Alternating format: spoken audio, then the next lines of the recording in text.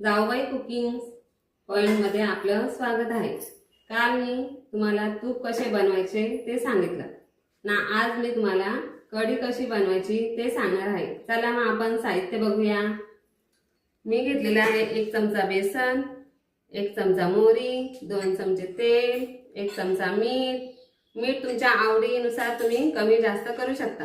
हळद 1 चमचा हळद आणि जिरं। इथे घेतले 4-5 पाने कढीपत्त्याची, 4-5 मिरच्या सुद्धा तुमच्या आवडीनुसार कमी जास्त करू शकता। आवडीनुसार तुम्ही गुळही घालू शकता। इथे घेतले मी लवंग आणि दालचिनी लवंग तुम्ही आवडीनुसार कमी जास्त करू शकता। आणि इथे घेतले मी 1 बाउल ताक। चला मग आपण कढी बनवूया। आता मी खलबत्त्यात मिरच्या टाकून घेणार आहे, 2 लवंग, वेलची, थोडं जिरं टाकूया आणि आपण याची फाईन पावडर करून घेऊ। तुम्ही दरदरा ठेवला तरी चालेल।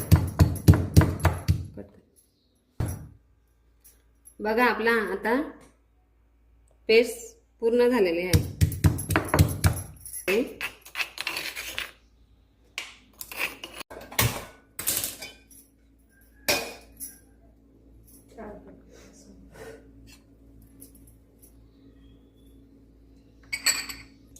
तोपशी बघायची गरम झाले की नाही।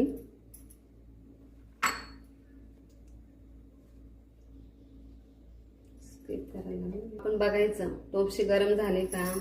मग त्यात 2 चमचे तेल टाकूया।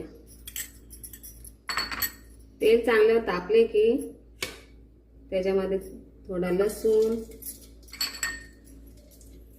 थोडी मोहरी, थोडे जिरे,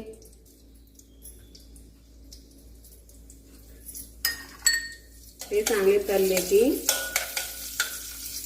त्याच्यावर टाकून घेणार आपण कढीपत्ता।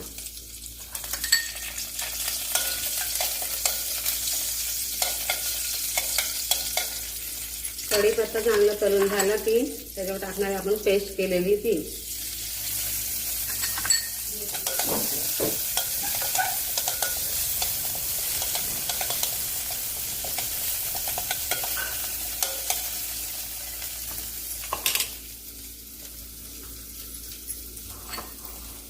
आपण 1 चमचा बेसन घेतलेला, त्यात थोडं ताक टाकायचं, नाही तुम्ही पाणी सुद्धा टाकू शकता। ते पूर्ण असं हलवायचं, त्याच्या गुठल्या मोडून घ्यायच्या आणि नंतर मग आपण त्या तेलात टाकून द्यायचं, थोडं हलवायचं।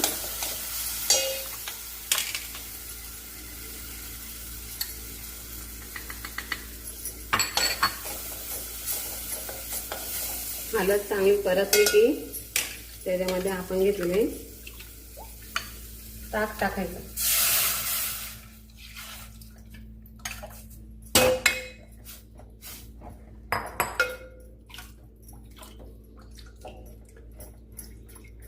ताक टाकले की आपण असं ढवळतच राहणार आहोत, कारण गुठली पकडते त्याच्यामुळे।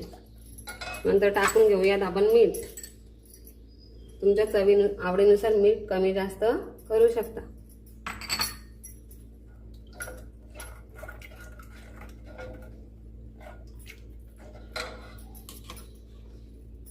तुम्ही गूळ पण तुमच्या आवडीनुसार टाकू शकता।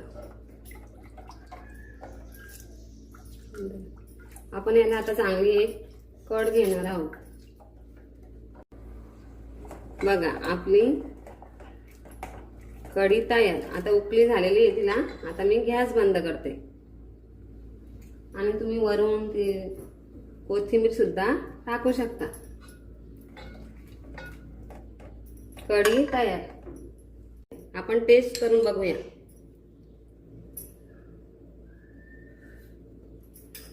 छान झाले बघा।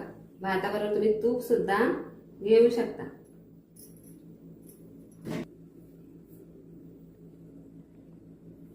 तुम्ही भाताबरोबर खाऊ शकता, त्याच्याबरोबर भरलेल्या मिरच्या, कुरडई आणि पापडहीच खाऊ शकता। बाय। आता आपण भेटूया पुढच्या व्हिडिओमध्ये.